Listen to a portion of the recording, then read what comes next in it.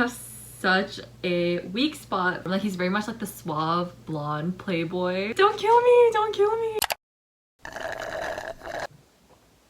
Hey everyone, it's Sunny. It has truly been ages since I've done another book rec video and I've kind of missed them. Low-key my favorite genre, and low-key like let's try to bring her back. YA dystopias.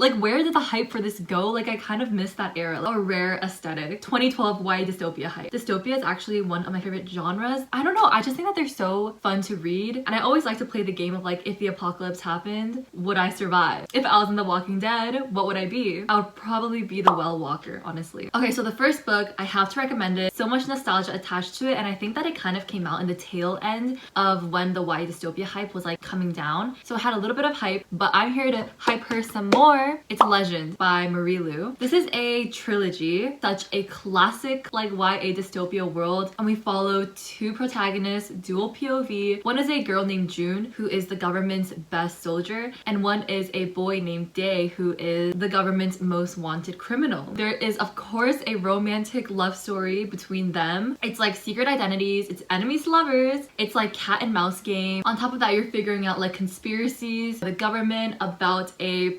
Panda Express. There is a mysterious disease. There's a lot of conspiracies about it. It is written by our queen and savior, Marie Lu. June goes undercover on the streets to find this Dae, earn his trust, betrayals. It's such good stuff. I feel like this would make such a good like animated TV series because the action scenes are there. Okay, the next book, no one will be surprised to hear because it's been a recent new favorite of mine. It is This Savage Song by V.E. Schwab. This is like a fantasy dystopia, but when I read it, it really seemed to go more in the dystopia side of the genre. It takes place in a world where violent actions by humans manifest monsters, and the city that it takes place in is divided up into like two rivaling sides with two rivaling leaders. And of course we follow two main characters. One is a girl named Kate, she is a human, and one is a boy named August, and he is a monster. They're both like the sons and daughters of the rivaling political leaders of the two different sides of the city. So it's also an enemies to lover type situation. It is also a secret identities because August goes undercover as a human student to the other city to like spy. Obviously Kate and August, the two of them end up meeting, and it is a very classic something wrong is happening with the government system, and the two of them have to figure it out. The two of them end up joining together and like going on the run and like trying to figure all this out and trying to like unravel the conspiracy and corruption that is happening in this government. And the politics in this are just so intriguing. I love their relationship development. It is like very slow burn friends to lovers. This book is a duology, so it's like kind of low commitment too. And just like the relationship that they have with one another it's such a good progression. I just love it's such a slow burn. It's like soft boy, tough girl type dynamic. The next YA dystopia I would recommend, it is Renegade by Marissa Meyer. This book takes place in like city that's kind of like X-Men. People can be born as prodigies, so they can be born with like superpowers, and they're very much like X-Men type superpowers. Again, dual POV, two main characters. One is a girl named Nova. She has the ability of not ever sleeping and also putting other people to sleep by touching them. And then we follow a boy named Adrian, and he has the ability to bring his drawings to life, which is low-key the most powerful and like greatest superpower ever. Pack it up, Charles Xavier. This takes place in a fictional city called Gatlon City. It very much gives me like DC fictional city vibe, like Star City, Arrow. Prior to when the story starts, there had been like this period of complete anarchy. A group of like prodigy vigilantes called the Anarchists, who is run by this one leader named Ace Anarchy, pretty much wreaked havoc on the city so that prodigies can like roam free and like not be afraid of showing themselves. And then a prodigy named Captain Chromium, who's kind of like the superhero in this world, was able to defeat Ace Anarchy and was able to create like a council of powerful prodigies. And now the city is run by that council, and prodigies can try out to become a renegade, and you're basically like a really esteemed government official prodigy. Basically after the renegades took over, the anarchists had to like go into hiding because they were defeated. Nova is Ace Anarchy's niece, and she was kind of adopted into the anarchists when she was really young. Adrian, on the other hand, is the son of Captain Chromium, who's the heads of the renegades. Nova goes undercover to try out to become a renegade as like a spy. It's a cute like wholesome slow burn friends to lovers type situation, but also in the undercurrent of it being like enemies, because Nova knows that Adrian is the enemy, but Adrian has no idea who Nova is. It's just really good, and it's a really really good time, and it reminds me of X-Men, and I'm trash for X-Men. Next, Scythe by Neil Shusterman. It's so interesting. It takes place in a world where basically we have advanced enough that like natural end of life is no longer a problem. There is like no disease, people do not die of old age, like it's wild. So in order to like control the human population and like resource management, there are people called scythes who are tasked with pretty much like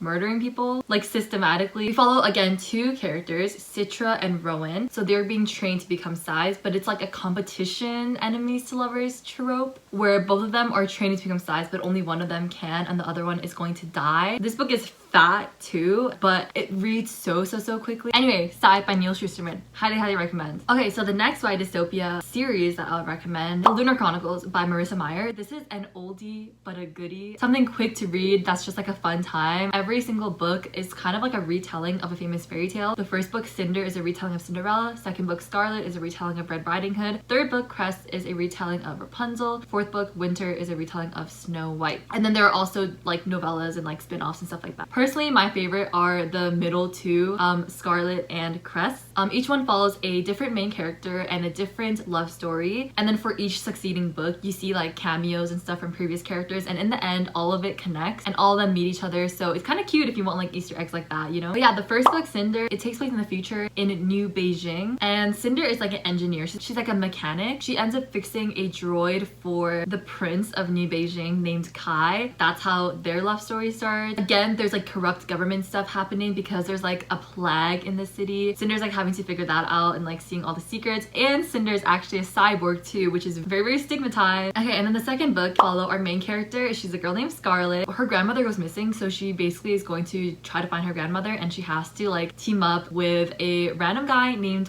Wolf who has his own secrets. But yeah, it's a love story between them. I honestly love their love story so much. I think that it's so fun. Scarlet as a main character is like so spunky. In this case, it's like corrupt government stuff about like government testing on like soldiers to create like a super soldier, like that kind of storyline. Moving on to the third book, which is my personal favorite one because it's my personal favorite couple. Like their relationship is honestly my favorite. We follow a girl named Crest, and she has literally just been stranded. She has been stranded on this satellite for her entire life until this guy named Captain Thorne crashes into her satellite, and like the both of them are locked in there and they're like trying to escape, and it's like their love story too. I have such a weak spot for characters like Captain Thorne. Like he's very much like the suave blonde playboy. Don't kill me. It's kind of like Grumpy Sunshine. You really get to see Crest like knock down Thorne's like walls. Okay, and fourth book, Winter, follows a girl named Winter, and honestly I don't think that I have read this one, but I think that it's a Snow White retelling, and it's a love story between Winter and her bodyguard. So if you want like a bodyguard trope. Okay, the last book that I'll recommend in this video is Trail of Lightning by Rebecca Roanhorse. This one is written by an indigenous author and follows indigenous characters. It's like in a future world where most of the world, like most of the United States, has been flooded, and we follow our main character named Maggie, and she is like a monster hunter. And basically when this one really strange monster that like is not normal, Maggie goes on a mission to try to find out the truth of it, and she has to bring along this guy named Kai who's like really good looking. I'm not even joking, that's like the first description. He's supposed to be like movie star good looking. And then you follow them on their adventure. I love their dynamic together. Their relationship seems so organic, like from the very start. Like nothing was forced. I love seeing them like begin to trust each other and like rely on each other. Like, there's a lot of like interesting discussion thinking about the fact that indigenous people are literally living in a dystopia today. They've already survived one apocalypse. Like there's a lot of interesting articles about it. Rebecca Roanhorse's writing is just so, I just love all the action and I love a runaway story. Okay, those are all the books that I have for you guys in this video. Comment below some of your favorite like dystopian books because I love dystopian books and I'm always looking for more. Comment them down below, DM me, whatever, at sunnykimreads on Instagram. Follow me there. Thank you so much for watching. Don't forget to subscribe for more and hit the notification bell to be notified every time that I upload. I do be uploading weekly, and I will see you in the next one. Stay safe and goodbye!